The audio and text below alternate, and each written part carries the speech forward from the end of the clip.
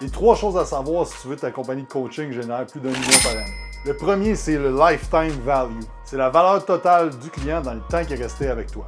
Très simple, tu vas prendre combien il paye par mois, ça fait combien de mois qu'il est avec toi, et ça va donner le lifetime value. Mais il y a un lifetime value de 5 000 $ et ça va être crucial pour la croissance de ton entreprise de savoir ça. Deuxième point, c'est le coût d'acquisition client. Que ce soit des coûts en publicité, en agence ou bien en création de contenu, tu divises ça par le nombre de clients que tu as acquis et ça va donner ton coût d'acquisition.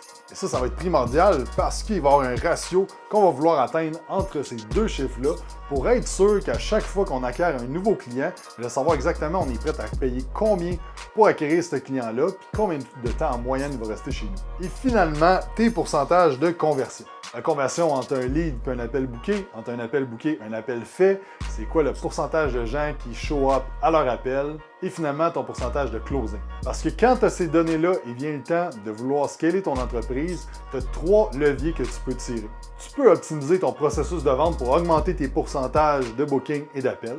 Tu peux optimiser tes publicités et tes efforts marketing pour baisser le coût d'acquisition.